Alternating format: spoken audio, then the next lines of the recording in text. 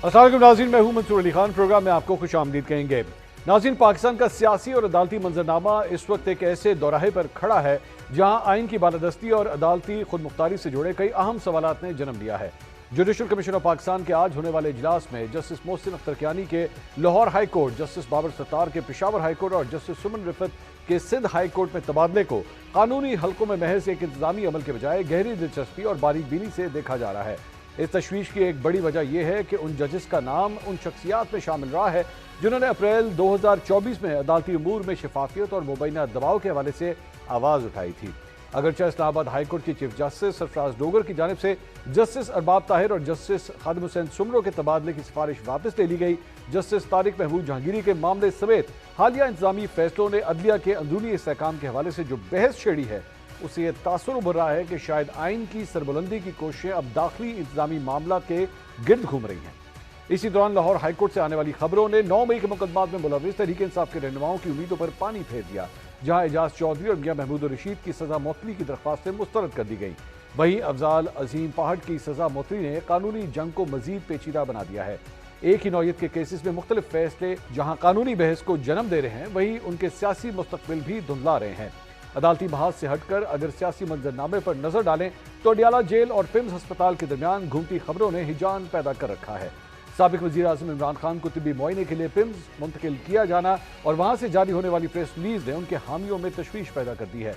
एक तरफ जेल में मुलाकातों पर पाबंदियां और रुकावटें हैं तो दूसरी तरफ तहरीक इंसाफ के अंदरूनी इख्तलाफात भी खत्म होने का नाम नहीं ले रहे। अडियाला जेल के बाहर इमरान खान की बहनों ने पार्टी पार्लियामेंटेरियंस और वकला के लिए एक खुला चैलेंज रख दिया है। बहनों ने न सिर्फ तहरीक इंसाफ के वकला से गिला किया कि एक सियासी क़यादत को भी उनकी जिम्मेदारी याद दिलाई। इमरान खान ने यह कहा है कि जो पीटीआई के लॉयर्स हैं मैं इनसे नाराज हूँ क्योंकि इनका काम बनता था मेरा केस लगवाएं। तो किधर हैं वो सारे? जाके प्रेशर डालें कि इमरान खान की और बुशरा बीबी की बेल हियरिंग होए। एक ही तरीका कार है कि आप उस पर प्रेशर डालें और लॉयर्स डाल सकते हैं। देखिए, अगर टॉप लीडरशिप आकर यहाँ बैठ जाए पीटीआई की, यकीन करें 10,000 ओहदेदार यहाँ आ जाएं तो कैसे प्रेशर नहीं पड़ेगा ताकि इमरान खान का हम इलाज भी करवा सके और इमरान खान की बेल और बुशरा बीबी की बेल लग सके। जैसे हम बैठते हैं, पीटीआई भी आके बैठे। जो MNAs MPs हैं इनको कोई नहीं पकड़ेगा, सेनेटर्स को कोई नहीं पकड़ता। मैं कहती हूँ आके बैठ जाए, उठे ना यहाँ से। उन्होंने कहा था मैं जब तक मेरे केसेस बेल का केस ना लगे तब तक आपने उठना नहीं है। ये बार बार एक ही बात कहते थे कि मेरे उनको को बैठे रहे। नाज़रीन, अब सवाल यह है कि क्या अलीमा खान का बयान इस बात का एतराफ़ है कि तहरीक इंसाफ की मौजूदा क़यादत अपने लीडर को रिलीफ दिलाने में नाकाम रही है, और क्या जुडिशल कमीशन की जानिब से जजेस के हालिया तबादले महज एक इत्तफाक़ी इंतजामी कार्रवाई है या इसका ताल्लुक उन जजेस के माजी में उठाए गए इख्तिलाफी मौक़िफ़ से है? और सबसे बढ़कर ये कि क्या पे दर पे होने वाले अदालती और सियासी वाक़यात अवाम का निज़ाम इंसाफ और सियासी इस्तेहकाम पर एतमाद बहाल कर पाएंगे? इन्हीं सवालों के जवाब हासिल करने की कोशिश करेंगे। इस वक्त मुस्लिम लीग नून से तर्जुमान पंजाब हुकूमत कौसर काज़मी साहब हमारे साथ प्रोग्राम में मौजूद हैं और पाकिस्तान तहरीक इंसाफ के वकील अजहर सिद्दीक साहब भी हमें प्रोग्राम में ज्वाइन कर रहे हैं। अजहर साहब, सबसे पहले पाकिस्तान तहरीक इंसाफ की जानिब से जो मौक़िफ़ इख्तियार किया गया पिछले चंद घंटों के अंदर, उसमें बड़ा इख्तिलाफ किया गया इस्लामाबाद हाई कोर्ट के जजेस के हवाले से जो भी फैसले सामने आए हैं। एक इंतजामी मामला नहीं है, क्या इसमें कोई सियासी असर रसूख देख रहे हैं आप? बहुत शुक्रिया मंसूर अली खान साहब। माजी की औराक आपको याद होनी चाहिए। बड़ा शोर डाला यहाँ कि जनाब जुडिशल एक्टिविज़म हो रही है, अब सियासतदानों के साथ क्या हो रहा है, चीफ जस्टिस बेंच बनाता है, आइनी बेंच बनेंगे, आइनी अदालत बन गई। कोई फ़र्क महसूस किया आपने? हम लोगों ने तो कोई रत्ती भर, बल्कि मैं कहूंगा कि अदलिया की पोजीशन उससे ज्यादा बुरी हो गई है। अच्छा, सियासी बात अब सामने आ गई आपके। अच्छा चले, बड़ा शौक था हमें आईनी बेंच बनाने का। क्या हाईकोर्टों में बन गए वाली बेंच? क्या हाईकोर्ट में चीफ जस्टिस से इख्तियार ले लिया बेंच बनाने का, केस ट्रांसफर? नहीं, बिल्कुल कुछ नहीं हुआ, बल्कि यहां तो दरवाजे बंद हो गए। अब हाईकोर्टों को जो चीफ जस्टिस जिस तरह चला रहे हैं, अभी मिसाल आपके सामने मौजूद है। हम शोर डाल रहे थे, मुझे अच्छी तरह याद है 18वीं तरमीम के लिए जब 9 महीने मामला चला, जुडिशल कमीशन के हवाले से बड़ी डिटेल डिस्कशन हुई, और जब वो पार्लिमानी फौकियत आई, पार्लिमानी कमेटी जब बनी, तो हम लोगों ने एतराज़ उठाया कि जजेस की तैनातियों में इनका क्या काम? ठीक। और अल्टीमेटली वो 19वीं तरमीम वापस हुई। इंतज़ामिया के लोग जो गलत काम करें, मुकन्ना गलत काम करे, ان کو پرکھنا ہوتا ہے عدلیہ نے. سوال ایک یہاں پہ آپ اس کے فارمیشن پہ جو اعتراض کر رہے ہیں پارلیمنٹ اوور سائٹ سے آپ اختلاف کرتے ہیں؟ نہیں ہونی جی چاہیے. بالکل میں اختلاف کرتا ہوں. اچھا we are not living in a world جہاں برطانیہ کی بات کرتے ہیں, جہاں رول آف لا کی بات کر رہے ہیں. آج میں آپ کے سامنے آج میں صاحب کا ایک چیز صاحب کے ساتھ بیٹھا ہوا تھا, تو وہ نا ایک بڑا زبردست محاورہ 1965 کا یہ کیس تھا کہ زہر کا تریاک جب پرشیا سے آئے گا, ایران سے آئے گا یا فارس سے آئے گا, اس وقت تک جو زہر جس کو کاٹا ہوگا سامنے وہ تو مر جائے گا. ٹھیک. یہاں جو بتانے والی بات ہے نا وہ ذرا سمجھنا ہے آپ. میں ذرا صرف ایک سوال, آپ نے شروع میں چونکہ آپ نے کہا پارلیمنٹ اوور سائٹ سے آپ اختلاف کرتے ہیں, بالکل اختلاف, یہ ایسا نہیں ہونا چاہیے. ٹھیک ہے, آپ نے کہا جی آئیڈیل سچویشن. نہیں, اس کی 3 وجہ میں بتا دوں آپ کو جلدی سے. اس کی بڑا سمپل سی بات بتا دوں نا. آپ برطانیہ میں تو رہ نہیں رہے, برطانیہ میں کہ جوڈیشری اور آپ پاکستانی جوڈیشری کا خدا ہمیں خوف کرنا چاہیے مقابلہ کرتے ہوئے. انڈیا کی جوڈیشری ہماری جوڈیشری سے بہت بہتر ہے. وہاں تو آپ امیجن کر لیں کہ وہاں کے جو ٹرائبونل کے ججز ہیں وہ اتنا معیار زبردست ہے. آپ نے تو بڑا شور ڈالا نا, یعنی پارلیمنٹ, اچھا پارلیمنٹ میں کوئی آپ میرا خیال ہے پی ایچ ڈی بیٹھے ہوں یا بہت وہ ایکسپرٹ بیٹھے ہوئے ہیں. کون لوگ بیٹھے ہوئے ہیں؟ کئی تو ایسے ہیں بیچارے فارمر. اچھی بات ہے فارمر کا ہونا, وہاں پر مزدور کو ہونا اچھی بات ہے. آپ کی اپنی جماعت کے لوگ جو بھی بیٹھے ہیں جی, میں تو اختلاف کرتا ہوں. آپ ان کو بھی اصلاح کی جو میں دیکھیں جی عدلیہ کی تعیناتی میں, ٹرانسفر میں, پوسٹنگ میں بالکل پارلیمنٹرین کا کوئی کام نہیں ہونا چاہیے. ہاں یہ کوئی نام دینا چاہتے ہیں اور عدلیہ کا کام ہونا چاہیے پارلیمنٹ کے معاملات میں, بالکل ہونا چاہیے. کیوں نہیں ہونا چاہیے؟ کیا چاہتے ہیں آپ؟ میرا ایک سوال ہے. نہیں میں پوچھ رہا ہوں, ٹھیک ہے, میرا ایک سوال میں آپ کے سامنے میں پوچھ رہا ہوں, آپ نہیں ویسے پوچھ رہا ہوں, آپ کہہ رہے ہیں ٹھیک ہے, وہ ٹھیک ہے. اس کی وجہ کیا ہے؟ اس کی وجہ کیا ہے؟ نہیں ہونا چاہیے کہ ہونا چاہیے. وہ پارلیمنٹ میں اگر قانون ایک بنیادی حقوق سے متصادم ہوگا, یہ میں تو نہیں کہہ رہا. انڈین جورسڈکشن لے لیں آپ, پی این بھاگوتی پڑھ لیں, چین پر ریڈی پڑھ لیں. اچھا چلیں ہاؤس آف لارڈ میں لارڈ ڈیلنگ دیکھ لیں, ساری پرنسپلز کو سامنے رکھ کے دیکھ لیں. پارلیمان پہ چیک اینڈ بیلنس. مجھے آپ صرف اتنا بتا دیں, چیک اینڈ بیلنس اس وقت انتظامیہ پہ ججز کے اوپر چیک اینڈ بیلنس ہے نا, جو اسپیشل کاؤنسل ہے وہ چیک اینڈ بیلنس ہے. اور کیا ہے پارلیمنٹرین کے بٹھا دے, کیا چیک اینڈ بیلنس ہے؟ سمجھ گیا آپ کا, اور آپ کی رائے مجھے سمجھ آ گئی کہ بیسکلی ججز جو ہے وہ یہ دیکھ سکتے ہیں کہ آئین سے متصادم کوئی چیز نہیں ہونی چاہیے, اس کی روح سے متصادم کوئی چیز. تو وہ عمران خان صاحب کے جب تحریک اعتماد آئی تھی, قاسم سوری صاحب نے اٹھا کے اسے باہر پھینکا تھا, سپریم کورٹ نے جو فیصلہ آپ لوگوں کے خلاف دیا تھا, تو اس وقت آپ لوگوں نے ججز کے اس کے اوپر اعتراض کیوں کیا تھا کہ جناب آپ پارلیمنٹ کے معاملات پہ کس طرح گھس رہے ہیں؟ منصور صاحب چونکہ وہ میں نے بحث کی تھی, وہ میں نے اس سارے کانٹیکس کے حوالے سے آرٹیکل 17 کو اگر پڑھیں نا, تو کسی سیاسی جماعت کو بیان کرنا ہے تو ملکی سالمیت یا فورن فنڈنگ کے حوالے سے پیسے ہوں. اب ایک وزیر اعظم آپ کو شکل سے پسند نہیں آیا, آپ اٹھا کے باہر پھینک دیں اس کو. اس میں جو رولز اینڈ پروسیجر دیے اس میں ایک لفظ لیو کا ہے. میں تو مشورہ دینے والے میں شامل تھا اس وقت, مجھے تو اچھی طرح یاد ہے. یعنی بنیادی طور مجھے صرف اتنا بتا دیں, سپریم کورٹ نے اگر انٹرفیرنس کی صحیح کیا غلط کیا؟ دیکھیں اس وقت دیکھیں اب تو کہانیاں سامنے آ گئی نا, صحیح کیا غلط کیا, کون وکیل جا کے بتایا تھا مارشل لا لگ رہا ہے, اب تو ساری کہانیاں سامنے آ گئی نا. آپ وہ صحیح تھا غلط تھا؟ وہ سپریم کورٹ کو اس وقت انٹرفیئرنس غلط تھا. اچھا وہ اس وقت غلط تھا, بالکل غلط. اب پارلیمنٹ کا اگر کرے تو وہ ٹھیک. سر میری بات سنیں, دیکھیں میں بتاؤں, میں تو بڑی سیریس سی بات کر رہا ہوں کہ آپ آئین کی انٹرپریٹیشن کی جب بات کریں گے نا, ری رائٹنگ آف کانسٹیٹیوشن پہ, پھر میں بتاؤں گا. لاہور ہائی کورٹ کا فیصلہ تھا کہ اگر حلف نہیں لینا تو اسپیکر حلف لے لے, اور وہاں پر گھڑیاں کیا ہوا بھئی, آپ اسمبلی ڈیزالو اپنا تحریک اعتماد مسترد کر دی. 9 اپریل کو اسمبلیاں پیچھے, گھڑیاں پیچھے گئیں اور 3 اپریل پہ واپس لے کے گئیں. 7 اپریل کا فیصلہ تھا, گھڑیاں پیچھے گئیں اور پیچھے آگے کر سکتی تھی عدلیہ. کوثر کاظمی صاحب, اعتراض سب سے بڑا یہ ہے کہ بیسکلی ججز کو جو ہے وہ ٹارگٹ کر کے شفٹنگ آپ لوگ کر رہے ہیں, کیونکہ یہ ججز جو ہے وہ موجودہ سیٹ اپ کے ہاں میں ہاں نہیں ملاتے, اور اس وجہ سے ان کو ٹارگٹ کر کے جو ہے وہ دوسری جگہ پہ شفٹ کر دیا گیا. بسم اللہ الرحمن الرحیم, اللہم صلی علی محمد و آل محمد. منصور, بڑی عجیب بات ہے کہ آج سے پہلے جو ججز تھے جن کے بارے میں یہ جماعت قصیدے پڑھتی تھی اور ان کو بڑا سراہا جایا کرتا تھا, کیا وہ ٹھیک تھے؟ مطلب ہم نے دیکھا گڈ ٹو سی, پوری قوم نے نہیں دیکھا تھا. کیا پوری قوم نے یہ نہیں دیکھا کہ ایک سینئر جج آ کے جونیئر کو کہہ رہے ہیں کہ باپ بیٹی ہیں مریم نواز, نواز شریف, ہم نے ان کو الیکشن سے باہر رکھنا ہے کیونکہ ہم عمران خان کو لے کے آئیں گے. کتنے اچھے ججز تھے, کتنے اچھا جسٹس سسٹم تھا اس جماعت کے لیے جو اب رونا رو رہی ہے. آئین پاکستان کے تحت ایک کمیشن بنا جس میں یہ شامل ہے, پی ٹی آئی کے لوگ بیٹھے ہوئے ہیں, وہاں پہ جوڈیشری کے لوگ ہیں, بار کے لوگ ہیں, حکومت کے لوگ ہیں, اپوزیشن کے لوگ ہیں. ایک آئینی پروسیس کے تحت ایک فیصلہ ہوتا ہے جس میں یہ جج آپ نے سمن رفت کا کہا جو سندھ, انہوں نے ایک اپلیکیشن دی ہوئی تھی کیونکہ میرا تعلق سندھ سے ہے اس لیے مجھے وہاں پہ ٹرانسفر کیا جائے. اچھا. اب باقی جو معاملات ہیں یہ کمیشن کے تحت، اس میں حکومت کا لینا دینا ایک نہیں. انتظامی معاملہ ہے. انتظامی معاملہ آپ کہیں، بالکل کہیں، اس میں کسی پی ایم سی ایم یا کسی اور کا تعلق نہیں ہے. ایک کمیشن کے تحت یہ فیصلہ ہو رہا ہے. کیسے لگتے ہیں بابر ستار صاحب آپ کو؟ بھائی ایک جوڈیشل ایکٹیویزم، میں کہتا ہوں ایکٹیوسٹ بھی رہے ہیں وہ، تو مجھے کیسے لگتے ہیں جو کیسے کیا آپ کی رائے کیا ہے؟ نہیں دیکھیں جو آپ کا کام ہے، حکومت کے ترجمان سے اگر یہ سوال کر رہا ہوں، ظاہری بات ہے لوگ ٹی وی کے اوپر دیکھ رہے ہیں، وہ آپ کی رائے جاننا چاہیں گے، ان کو کیسا جج سمجھتے ہیں؟ میں نے ایک جج دیکھا تھا جس کا نام تھا قاضی فائز عیسیٰ. اس وقت میں جرنلزم میں تھا، یو کے میں تھا. میں نے سوال کرنے کی کوشش کی یونیورسٹی آف ویسٹ منسٹر کے اندر، سواس کے اندر 2 ایونٹ تھے ان کے. انہوں نے منہ سے یہ بھی نہیں کہا کہ میں نے نہیں بولنا. ان کا وہ کلپ بڑا مشہور ہوا، وہ یوں کرتے تھے اور یوں کرتے تھے. انہوں نے ایک سوال کا جواب نہیں دیا. جب کوئی بھی جج ہو، میں اسی کا جواب دے رہا ہوں. جب آپ وہ جج صاحب والا فارمولا میں مطلب انہوں نے کہا جی میں یہ جواب میرا کام نہیں ہے، میرا کام نہیں ہے میڈیا ٹاک نہیں کروں گا، میں میڈیا ٹاک نہیں کروں گا. تو ایک جج جو عوامی مقبولیت کی خاطر مطلب اپنا کام چھوڑ کے عوامی مقبولیت چاہے جوڈیشل ایکٹیویزم شروع کر دے تو وہ کس کو اچھا لگ سکتا ہے؟ وہ کوئی بھی ہو. میں نام نہیں لے رہا. میں تو آپ سے بابر ستار نہیں، دیکھیں میں نے آپ کو جواب دے دیا. میں کوئی ایسا جسٹس جو آ کے عوامی مقبولیت کی خاطر اپنی ایک پبلسٹی پروجیکشن کے لیے کام کرنا شروع کر دے، بولنا شروع کر دے ایک کیس پہ، اگر اظہر صدیق صاحب سن رہے ہیں مطلب پھر تو یہ تو کامنٹ کر سکتے ہیں.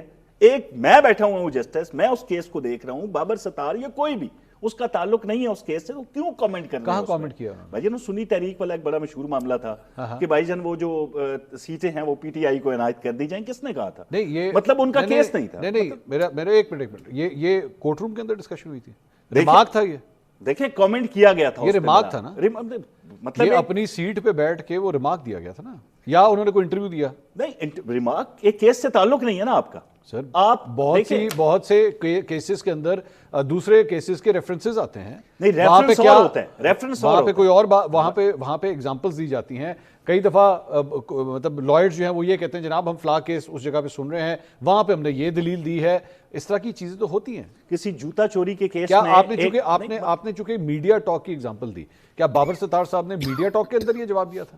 میں بھائی آپ میری بات کو سمجھیں، میں یہ کہہ رہا ہوں کہ ایک جوتا چوری کا کیس ہے یا قتل کا کیس ہے، آپ سن رہے ہیں، اس میں آپ جوڑ کے سنی تحریک اور پی ٹی آئی کی سیٹوں کا تعلق جوڑنے کی کوشش، یا کیا ریفرنس بنتا ہے؟ کسی دوسرے کیس کے اندر جب ریفرنس آتا ہے تو پتہ چلتا ہے یار یہ جوڑ مل رہا ہے، اس لیے اس کا حوالہ دیا گیا ہے اپنے کیس کو، اپنی بات کو ثابت کرنے کے لیے. ایسا نہیں تھا.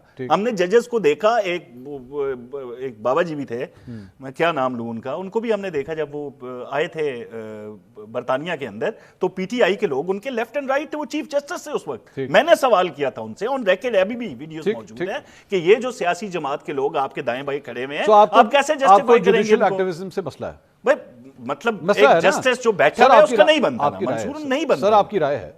اب یہ بن گئے، آپ کو اعتراض ہے، آپ ووٹنگ بھی کر رہے ہیں وہاں پہ، آپ نے ووٹ بھی دیا، حق میں دیا. بھائی میرا کہنے کا آپ کو اعتراض ہے نا اس پہ؟ بالکل اعتراض ہونا چاہیے. ایکٹیویزم پہ آپ کو اعتراض ہے. آپ کے اعتراض سے اب یہ میری بات جو ہے وہ ایکچولی پختہ ہو جاتی ہے کہ اسی وجہ سے شاید یہ تبادلے ہوں. دیکھیں آپ لوگوں کو نہیں پسند. اگر میں ایکسپیکٹ آپ کا اگر جواب ہی ہوتا نا کہ جی میرے خیال میں بابر ستار صاحب ایک بہت اچھے جج ہیں، ہمیں کوئی مسئلہ نہیں ہے، ہم ان کے تمام تر فیصلوں کو بطور ایک جج جو ہے وہ سلوٹ کرتے ہیں، تو اور اس کی وجہ سے اگر یہ ہم چاہتے ہیں کہ ان کی بریلینس جو ہے وہ پشاور ہائی کورٹ کی طرف بھی جائے، وہاں پہ بھی مختلف بینچز کو جو ہے وہ اس کا سہارا ملے، تو میں آپ کی بات کہتا ہاں بھائی یہ تو واقعی انتظامی مسئلہ ہے. آپ نے میرے دوسرے سوال کے جواب میں پوری ایک تمہید باندھی اور آپ نے بتایا آپ کو جوڈیشل ایکٹیویزم سے مسئلہ ہے. اس کا مطلب ہے بیسکلی آپ کو بابر ستار صاحب کے جوڈیشل ایکٹیویزم سے مسئلہ ہے. دیکھیں میں نے مسئلہ اس لیے میں نہیں کہہ رہا کہ یہ خلاف آئین کام ہوا ہے تو ہر بندے کا حق ہے کہ اس پہ تنقید کرے. بھائی آئین کے عین مطابق کام ہو رہا ہے. آئین کے خلاف کیا کام ہوا؟ نہیں مطلب یہ جو تبادلے ہو رہے ہیں کہ آئین کے خلاف ہیں، یا آئین پاکستان کے تحت ایک ترمیم کے بعد یہ چیز سامنے آئی ہے، اس پہ عمل درآمد کر رہے ہیں، اس میں نہ کوئی پی ایم ہے نہ کوئی سی ایم ہے، جیسے میں نے پہلے کہا. ہاں کسی جماعت کو اگر یہ پسند نہیں ہے، ان کی حکومت آتی ہے، یہ قانون جب آیا تھا، جب اس کے اندر منظوری ہوئی تھی، تو اس کے اوپر سب سے بڑا اعتراض یہی تھا کہ گورنمنٹ اس کو ایک ہنٹر کے طور پہ استعمال کرے گی. جو جج نہیں پسند آئے گا اس کو یہ ہنٹر مارا جائے گا، جو جج پسند ہوگا اس کے لیے ہنٹر ہمیشہ جیب میں رہے گا. اور وہی شک جس چیز کا تھا وہی امپلیمنٹیشن جو ہے آپ کے اوپر الزام یہ ہے کہ اب آپ لوگوں نے وہ ہنٹر چلانا شروع کر دیا. منصور مجھے صرف یہ بتا دیں کیا یہ خلاف آئین پاکستان کام ہے اس ترمیم کے بعد 27ویں ترمیم کے بعد؟ اب کہہ دیں یار یہ خلاف آئین ہو رہا ہے. اگر آئین کے عین مطابق یہ عمل ہو رہا ہے تو آپ کہتے رہے کہ شاید اس وجہ سے ہوا ہے, شاید اس وجہ سے ہوا ہے, یہ وجہ ہو سکتی ہے, وہ وجہ ہو سکتی ہے, وجہ صرف آئین پاکستان ہے. ایک جماعت کو نہیں پسند, کل ان کی حکومت آئے گی, ترمیم لے کے آئیں, اس کو ختم کر دیں. اظہر صاحب وہ کہہ رہے ہیں جناب ہم نے جو کچھ بھی کیا آئین کے مطابق کیا, اب کیا ہمیں چیلنج کر سکتے ہیں؟ اس میں کوئی بات ہے چیلنج کرنے والی؟ کتاب کے مطابق چل رہا ہے. زبردست نا ایک بیسک پرنسپل ہے ڈاکٹر. میں اس کی چھوٹی سی ایگزامپل, مطلب ٹریفک پولیس والا آپ کو روکے, وہ آپ کو کہے جناب 5,000 روپے آپ نے سیٹ بیلٹ نہیں پہنی تھی, 5,000 روپے آپ کو جرمانہ. آپ کہے 5,000 صرف سیٹ بیلٹ, میں آپ کو بھجن میری کتاب کی تھی 5,000 ہے, آپ کو 5,000 ہی دینا پڑے گا, 500 نہیں ہو سکتا. میں بڑی سمپل سا مثال دینے لگا ہوں. آپ کو اس کمرے میں بند کر دیا جائے اور ایک قانون بنا دیا, آپ سانس نہیں لے سکتے, یہ قانون نہیں بن سکتا. اچھا آپ کہیں کہ ججز کی تعیناتیاں انتظامیہ نے کرنی ہے, اسی لیے تو میں نے تو چیلنج کیا ہوا 26ویں 27ویں ترمیم کو لاہور ہائی کورٹ میں.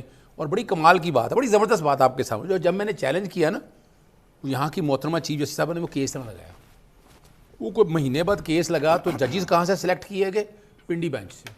اب پنڈی بینچ سے کچھ ججز سننے آئے, وہ کیس سنا, وہ کہا امینڈمنٹ کرنی ہے, کچھ نہیں امینڈمنٹ, آج تک وہ آج 6 مہینے ہو گئے لگا نہیں ہے. ٹھیک, میں صرف جو بتانا آپ کے سامنے چاہ رہا ہوں, اگر ہم اتنے ہی صاف شفاف ہیں تو رات کے اندھیروں میں ترامیم کرنے کی کیا ضرورت تھی؟ یہ ترامیم ٹائمنگ سے مسئلہ نہیں سر, ٹائمنگ کا مسئلہ نہیں ہے. اب میں کیا کروں, ہم قانون کے طالب علم ہیں اور میں تاریخی طور پر آپ کے سامنے مجھے سمجھ نہیں آئی یہ رات کے وقت سے کیا مراد ہے؟ مطلب رات کے وقت پارلیمنٹ میں تو نہیں کہہ رہا, آپ کو یاد ہوگا اعظم مزید تارڑ آئے تھے 26ویں ترمیم کا پوچھا, انہوں نے کہا میرے پاس مسودہ آ جایا ہے. شیرین امان صاحب نے کہا, اس نے کہا میرے پاس مسودہ آیا ہے. میں تو ویسے حیران ہوں ایسے پارلیمنٹیرین کے, انہیں سیکھنا چاہیے تھا. جب 18ویں ترمیم ہوئی تھی نا تو اس وقت 9 مہینے لگے تھے. سول سوسائٹی آج تک آئیں مل کے کہتے ہیں شرم آنی چاہیے ان تمام پارلیمنٹ. بالکل سن لیں, پورا جملہ سن لیں, جن کے آئینی ترامیم جو ہے وہ پارلیمنٹ کے باہر سے ہیں, آئیں بیٹھ کے کہیں شرم آنی چاہیے. وہ بالکل شرم آنی چاہیے, شرم آنی چاہیے بالکل. میں تو دیکھیں نا اسی کے ساتھ اسی کے ساتھ یہ سیگمنٹ میں دیکھیں میں بند کر دیتے ہیں. میں اب آپ کے سامنے تاریخی باتیں رکھنا چاہتا ہوں. نہیں سر وہ سب پہ ہو گیا نا, میں ایک جماعت کی بات کر رہا ہوں نا سر, میں سب کی بات کر رہا ہوں, بات ختم. میں سب کی بات کر رہا ہوں. بہت شکریہ اظہر صدیق صاحب, کوثر قاسمی صاحب. ناظرین یہ گفتگو آپ نے سنی, یہاں پہ ایک بریک لیں گے. بریک کے بعد یہ تو سیاسی جنگ ہے, یہ تو چلتی رہے گی, اس نے نہیں رکنا. لیکن ایک اور جنگ جو کہ ایران اور امریکہ کے درمیان ہے وہ فی الحال سیز فائر میں ہے, لیکن رکی ابھی بھی نہیں ہے. وہ معاملہ کہاں تک پہنچا ہے اسے ڈسکس کرتے ہیں بریک کے بعد. ہمارے ساتھ رہیے. بریک کے بعد ایک بار پھر آپ کو خوش آمدید کہیں گے. ناظرین, امریکہ اور ایران کے درمیان جاری حالیہ تنازع اب ایک ایسے حساس موڑ پر پہنچ چکا ہے جہاں سیز فائر کے باوجود دونوں فریقین اپنے اپنے سخت موقف پر ڈٹے ہوئے ہیں, جس سے یہ تاثر مضبوط ہو رہا ہے کہ دونوں ممالک ایک دوسرے کو پوائنٹ آف نو ریٹرن پر لانے کی کوشش کر رہے ہیں. امریکی میڈیا کے مطابق صدر ٹرمپ نے قومی سلامتی کے حکام کے ساتھ ہونے والے حالیہ اجلاس میں ایران کی جانب سے پیش کی گئی اس تجویز کو قبول کرنے سے انکار کر دیا ہے, جس کے تحت تہران نے آبنہ ہرمز کو دوبارہ کھولنے اور جوہری پروگرام کے معاملے کو مؤخر کرنے کا عندیہ دیا تھا.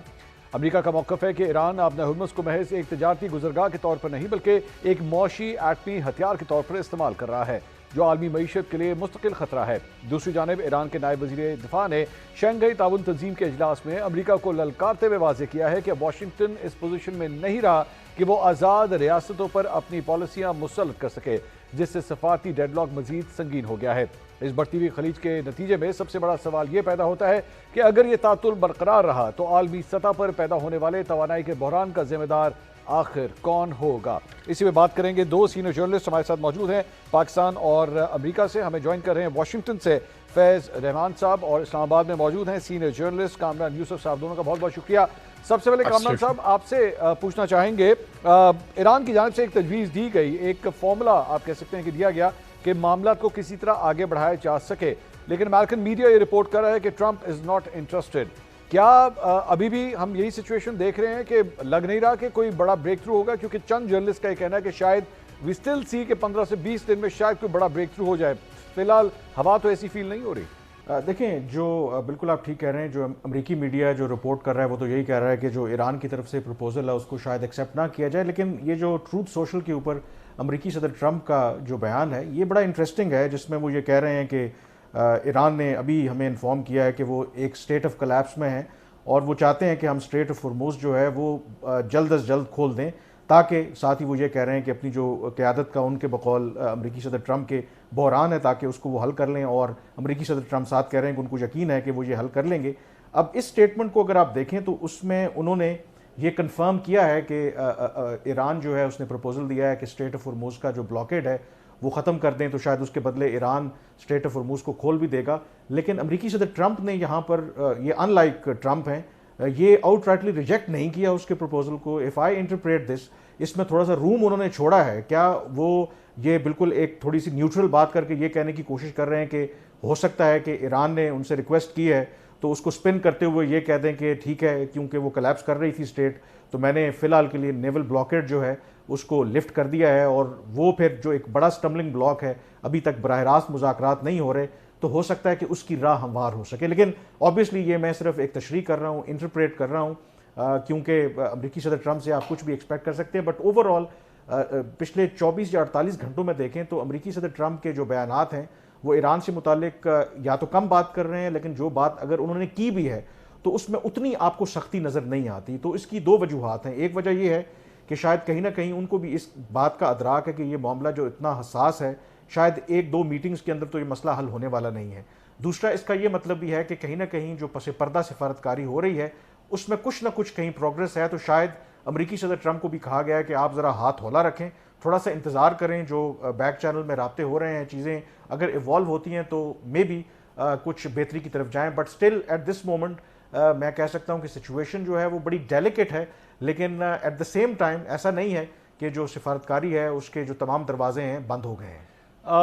فیض صاحب، یہ کامران یوسف صاحب نے جس طریقے سے اس ٹویٹ کی تشریح کی ہے، that's typical of a journalist جو بیسکلی فورن آفس کی بیٹ کو کور کرتے ہیں، کہ پریس ریلیز کی ایک ایک لائن کو ڈیکوڈ کرتے ہیں، ایک ایک بیان کو ڈیکوڈ کرتے ہیں، obviously that's his expertise. I really loved it جس طرح انہوں نے ایک آپٹمسٹک اپروچ جو ہے وہ اس میں سے نکالی، ہو سکتا ہے وہ آپ اور میں شاید نہ نکال سکیں، لیکن آپ کو لگتا ہے کہ Donald Trump is actually creating a ground, کیونکہ میں کامران صاحب کی بات سے یہی سمجھاؤں کہ ڈونلڈ ٹرمپ ایکچولی آگے چلنے کے حوالے سے ابھی سے ایک گراؤنڈ کریٹ کر رہے ہیں کہ چونکہ ایران کے اندر ایک کولیپس ہونے لگا تھا تو اس لیے مجھے ان کو یہ ہیلپنگ ہینڈ دینا پڑا تاکہ ایک بریک تھرو ہو سکے۔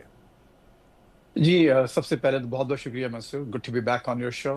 دیکھیے کامران نے میرا خیال ہے بہت ہی محتاط ایک تجزیہ کیا ہے اس ٹویٹ کا، اور جو انہوں نے پوائنٹس پیش کیے ہیں اس میں یقیناً وہ ممکنات میں سے شامل ہے، لیکن ان کا جو اس وقت جو پچھلے کئی دنوں سے جو ایک ٹرینڈ نظر آ رہا ہے آپ کے ٹرمپ صاحب کے بیانات کا، ٹویٹس کا، جو پریس کانفرنسز ہو رہی ہیں، جو اخباری نمائندوں سے وہ بات کر رہے ہیں، وہ لگتا یہ ہے کہ زیادہ تر باتیں پبلک کنزمپشن کے لیے یہاں کرتے ہیں وہ، اور اس وقت جو ان کا سب سے بڑا جو چیلنج ہے وہ خود امریکی عوام ہے، کیونکہ یہاں جو سچویشن ہے وہ بہت ہی ان کی سمجھیے کہ دگر گونج جسے کہتے ہیں، بہت ہی ڈائر سچویشن ہے، اس لیے کہ جو پاپولیرٹی ہے، پھر جو انہوں نے الیکشنز لوز کرنا شروع کر دی ہیں، آلریڈی کچھ اسٹیٹس میں یہاں پر معاملات جو ہیں بہت ہی زیادہ خراب ہیں ان کی پارٹی کے لیے، پھر ابھی مئی 1 کو ان کو واپس جانا ہے کانگریس میں موسٹ لائکلی اپروول لینے کے لیے، سینکشن کرانے کے لیے اس آپریشن کو، جس کو اب تک وار تسلیم کرنے کو تیار نہیں ہے، پھر مڈ ٹرمز ہیں، پھر شی کے ساتھ میٹنگ ہے، کئی چیزیں ایسی ہیں، ٹائم لائن ان کی بہت ٹائٹ اس پہ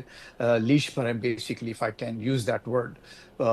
اچھا، اب مسئلہ یہ ہے کہ دیکھیے یہ جو بات ہے کہ کیا یہ کچھ ایک روم کریٹ کر رہے ہیں، اسپیس دے رہے ہیں، لیکن کل ہی یہاں پر یعنی منڈے کے دن مارکو روبیو نے جو ایک بڑا طویل انٹرویو دیا، اس میں انہوں نے بہت سی ایسی باتیں کی ہیں، اور ایک طرح سے آؤٹ رائٹ اس بات کو ریجیکٹ کیا ہے کہ ایران صرف ہرمز کھول کر معاملات کو نارملائز کر سکے گا۔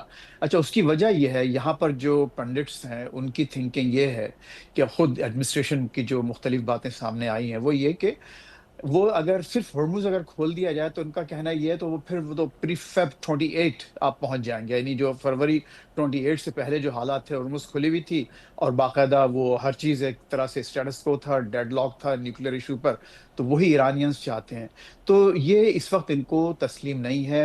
روبیو نے بالکل واضح طور پر کہا ہے کہ ٹھیک ہے ہرمز ضرور کھولیں، لیکن اس کے ساتھ ساتھ جو نیوکلیر ایشو ہے وہ ہمارا ایک اینکر ایشو ہے اس پورے کرائسس میں، اور جب تک کہ اس پر بات نہیں ہوگی ہم اس کو معاملات کو آگے نہیں بڑھائیں گے۔ اچھا، اب دیکھیے اس کو آپ کچھ ریجن میں کچھ چیزوں کو لنک کریں۔ اب جو اوپیک سے نکلنا ہے اس کا، یو اے ای کا، یہ بہت بڑا واقعہ ہے، اور آپ کو معلوم ہے کہ اب اس کا کا الائنمنٹ UAE کا الائنمنٹ کس طرف ہے اور کس کے اشارے پر یہ بات ہو سکتی ہے، کیونکہ ان کو جو ہے ایک اسپیئر کیپیسٹی ایک ریگولیٹر کے طور پر استعمال کیا جاتا تھا اوپیک میں، کہ اگر آپ کی پرائسز بڑھ رہی ہیں تو اس کو بڑھا دیں، پروڈکشن نیچے لے آئیں، ایک جو اس طرح کی جو پروسیس تھا. لیکن ان کا نکلنے کا مطلب یہ ہوا کہ اب وہ اپنے طور پر پروڈکشن بڑھا سکتے ہیں. ایران کے ساتھ اس وقت مسئلہ یہ ہے کہ اگر ایران کا بلاکیڈ، جو کہ یہاں بہت سے لوگ یہ بھی کہہ رہے ہیں کہ اتنا افیکٹو نہیں ہے، وہاں سے ابھی بھی بہت سے تقریباً جو جہاز ہیں، ٹینکرز ہیں، نکل رہے ہیں پورٹ سے، اور along پاکستان's انٹرنیشنل واٹرز اور انڈین نیشنل واٹر سے ہوتے ہوئے دنیا کے دوسرے پورٹس پر جا رہے ہیں، جو کہ امریکہ there is nothing the Americans can do about. تو اچھا، اب دیکھنا یہ ہے کہ کیا یہ جو نیا جو کیلکولس اس وقت ابھر رہا ہے ریجن میں، اس میں ایرانیوں پر کیا اتنا دباؤ بڑھے گا کہ وہ ایک نیوکلیئر ایشو کو بھی ٹیبل پر لانے کو تیار ہیں؟ کیا جو ہمارے راکشی صاحب کا ٹرپ تھا ماسکو کا، کیا وہاں یہ بات ہوئی ہے کہ کیا جو نیوکلیئر جو انرچڈ یورینیم ہے اس میں ماسکو جانے کی کوئی، اس میں جیسے کہ اس سے پہلے ہوا تھا 2015 میں، کیا وہ ایک فلم دوبارہ چلائی جائے گی؟ تو اس میں کئی ایسے کانٹورز ہیں جس کو آپ کو نظر آ رہے ہیں. لیکن مجھے یہ لگتا ہے، جیسے آپ نے انٹرو میں بہت اچھی بات کی تھی، کہ دیکھنا یہی ہے کہ کون کب پوائنٹ آف نو ریٹرن پر آتا ہے. اور امریکنز یہ سمجھتے ہیں اپنی دانش پہ، کیونکہ ظاہر ایک آئسولیٹڈ ملک ہے، دنیا ابھی بھی ان کی اکانومی ایسی نہیں ہے، یہ انتظار کر سکتے ہیں. ان کا خیال یہ ہے کہ اس وقت ایران بہت برے شیپ میں. یہ اچھا پوائنٹ آپ نے فیض صاحب، آپ نے اچھا پوائنٹ، میں اسی کے اوپر ایکچولی کامران یوسف صاحب سے پوچھنا چاہوں گا. کامران صاحب، اب یہ ایک بڑا انٹرسٹنگ پوائنٹ فیض صاحب نے جو ہے وہ یہ بھی بتایا کہ جناب 28 فروری سے پہلے کی جو پوزیشن، جب ابھی جنگ شروع نہیں ہوئی تھی، امریکنز وانٹ کہ ہم نے پری وار سچویشن پہ نہیں جانا، we want some sort of change on ground, جس میں ہم کم از کم امریکن پبلک کو جا کے کہہ سکیں کہ یس، یہ دیکھیے ہم نے یہ ایڈونچر کیا، ہم نے یہ جنگ شروع کی، and this is what we have achieved. لیکن سب سے بڑا سوال یہ ہے، اکارڈنگ ٹو یور اسیسمنٹ، اس وقت امریکہ اور ایران دونوں میں سے زیادہ اسٹرانگ پوزیشن میں کون ہے؟ اگر وہ ٹیبل کے اوپر آ کے بیٹھتے بھی ہیں، آپ کے خیال میں اپنے بیانیے کے لحاظ سے، اپنی پوزیشن کے لحاظ سے، who has the edge؟ دیکھیں، اس میں جو سب سے امپورٹنٹ بات ہے، بالکل آپ ٹھیک کہہ رہے ہیں کہ جو بنیادی فرق ہے ایران اور امریکہ کی جو اپروچ ہے اس وقت، اگر مذاکرات کے ذریعے معاملات حل کرنے ہیں، ایران پروسیس کو سلو کرنا چاہتا ہے، وہ سٹیپ بائی سٹیپ جانا چاہتا ہے. جو انہوں نے پروپوزل بھی دیا، وہ کہتے ہیں کہ چلیں پہلے ہم جو اسٹریٹ آف ہرمز والا معاملہ طے کر لیتے ہیں، اور اس کے بعد پھر جو پہلے بھی نیوکلیئر کے اور باقی معاملات پہ بات چیت ہو رہی تھی وہ بات کر لیتے ہیں. امریکہ on the other hand all in one deal چاہتا ہے، کہتا ہے کہ ایک ہی پیکج ہو، اس میں تمام جو معاملات ہیں وہ اس میں آ جائیں. اور یہ بات بالکل ٹھیک ہے کہ امریکہ کو کیا ملے گا اگر فرض کریں کہ اسٹریٹ آف ہرمز کے اوپر پہلے کوئی ڈیل ہو جاتی ہے، پری 28 فیب والی سچویشن پہ چلے جاتے ہیں. وہ تو پہلے ہی سچویشن اسٹریٹ آف ہرمز تو کھلا ہوا تھا، تو امریکہ کو ان ریٹرن کیا ملے گا، ٹرمپ کو کیا ملے گا؟ تو یہ تو بالکل ایک نان سٹارٹر ہے، ایکسیپٹیبل ہے ہی نہیں. رہی بات جو پوزیشن کی ہے کہ کون اس وقت اسٹرانگ ہے، آئی تھنک جو ایران ہے اس کو یہ لگتا ہے کہ شاید ایک تو انہوں نے جو 6 ہفتوں کی جو بھی کیمپین تھی اسرائیل اور امریکہ کی، انہوں نے ٹو دیٹ ایکسٹینٹ ریزسٹ کیا کہ وہاں پر جو سیٹ اپ تھا، جو انقلابی تھے، جو وہاں پہ رجیم ہے، بے شک ان کی جو ٹاپ لیڈرشپ ہے ان کو انہوں نے ایلیمینیٹ کر دیا، لیکن سیٹ اپ اپنی جگہ پہ موجود ہیں. پھر جو ایک گلوبل پرسیپشن بنی کہ ایران نے ریزسٹ کیا ہے. کل بھی جرمنی کے ایک لیڈر نے یہاں تک کہا کہ، اور وہ پرسیپشن ہی ہے پبلک، کہ جی ایران نے تو بیسیکلی ہیوملیٹ کیا ہے امریکہ کو. تو اس پرسیپشن کو اگر آپ سامنے رکھیں تو ظاہر ہے کہ ایران کا آپ کو پلڑا اس وقت بھاری لگتا ہے. اور دوسری طرف جو خود فیض صاحب نے بھی ذکر کیا کہ امریکی صدر ٹرمپ کے اوپر جو خود ڈومیسٹکلی جو ان کے اوپر دباؤ ہے ہر طرح کا، ان کی جو ریٹنگ گر رہی ہے، پھر مڈ ٹرم الیکشنز آ رہے ہیں، اور ان ساری صورتحال کو سامنے رکھتی ہے. اور گیون کہ اسٹریٹ آف ہرمز جو ہے وہ بند ہے، یا اس پہ اس طریقے سے کنٹرول ہے کہ اس سے گلوبل اکانومی متاثر ہو رہی ہے، اور اگر امریکہ دوبارہ کوئی چڑھائی کرتا ہے ایران کے اوپر، تو ایران کے اوپر تو پہلے ہی سینکشنز ہیں، وہ میرے خیال میں ان کو شاید اتنا فرق نہ پڑے جتنا ان کی وجہ سے پھر جو گلوبل ریسیشن ہو سکتا ہے. تو شاید اس کیس کے اندر جو آپ کہہ سکتے ہیں کہ جو کارڈز کھیلنے کے لیے اس وقت ایران کے پاس زیادہ ہیں. بٹ ہیونگ سیڈ دیٹ، یہ بھی میرے خیال میں تھوڑا سا ایران کے پارٹ کے اوپر بھی مس کیلکولیشن ہوگی، کیونکہ سم ٹائم آپ اوور پلے بھی کر جاتے ہیں. اور اگر آپ ٹرمپ کی جو جس طرح کی جو سٹائل ہے، اگر ان کو لگا کہ بالکل ان کو آپ ایک دیوار کے ساتھ لگا رہے ہیں اور نکلنے کا کوئی راستہ نہیں ہے، تو یو نیور نو کہ پھر کہیں کہ اچھا ایسا ہی ہے تو پھر ایسا ہی صحیح. اور اس میں ایک جو یہ جو اوپیک والا یو اے ای نے فیصلہ لیا ہے، دیٹ از ویری سگنیفیکنٹ، کیونکہ یہاں پر کلیئرلی یو اے ای نے ایک پوزیشن لی ہے، اور شاید اس کا ٹلٹ جو ہے وہ ٹورڈز امریکہ بھی ہے. کیونکہ اب ہوگا کیا کہ اگر UAE جو ہے وہ زیادہ آئل پروڈیوس کرتا ہے, مارکیٹ میں زیادہ اگر آئل ہوگا, تو یہ بات یاد رکھیں کہ اگر دوبارہ جنگ چھڑتی بھی ہے تو شاید جو سب سے بڑا ایک کنسرن ہے امریکہ کو بھی ہے, باقی یورپ کو بھی ہے, کہ اس سے آئل پرائسز اوپر چلی جائیں گی. لیکن اگر UAE OPEC سے نکل گیا ہے تو وہ زیادہ اگر آئل پروڈیوس کرے گا تو دیر از ڈیفینیٹلی اے چانس کہ شاید آئل پرائسز اتنی اوپر نہ جائیں جتنا خدشہ سمجھا جا رہا ہے. تو شاید وہ جو ایک کاسٹ ہے دوبارہ وار پہ جانے کی امریکہ کے لیے, اس کو وہ کہیں نہ کہیں اس ڈیسیجن کے ساتھ ایبزارب بھی کر سکتے ہیں. تو اس لیے میرے خیال میں یہاں پر جو دونوں فریقین ہیں ذرا احتیاط سے ان کو چلنے کی بالکل ضرورت ہے, اور لیٹس سی کہ سینٹی پریویلز جو ہے نا. فیض صاحب, یہ کامران صاحب جو جس قسم کی بات کر رہے ہیں, تو امریکہ کے اندر ابھی آپ تھوڑی دیر پہلے فرما رہے تھے کہ وہاں پہ حالات جو ہیں وہ بہت زیادہ پریشرائزنگ ہیں فار ڈونلڈ ٹرمپ. تو اگر ڈونلڈ ٹرمپ کو کوئی بڑا بریک تھرو نہیں ملتا, اور کیا یہ آپشن ابھی بھی آپ ٹیبل کے اوپر دیکھ رہے ہیں؟ میں سیاسی بیان بازی کی بات نہیں کر رہا, لیکن آپ کو لگتا ہے, آپ کے انالیسس سمجھتے ہیں کہ Donald Trump can actually go to the war game again, اور وہ دوبارہ سے اس جنگ کا آغاز کر سکتے ہیں؟ اتنی فرسٹریشن ہو سکتی ہے کہ وہ دوبارہ جنگ شروع کر دیں؟ دیکھیے منصور, اس وقت ٹرمپ صاحب کی جو شخصیت ہے, اور پورے اگر آپ ان کی تاریخ اٹھا کے دیکھیں تو بہت ایکسٹریملی سیلف سینٹرڈ شخصیت ہے. یعنی وہ اپنی ناک سے آگے بہت کم دیکھتے ہیں.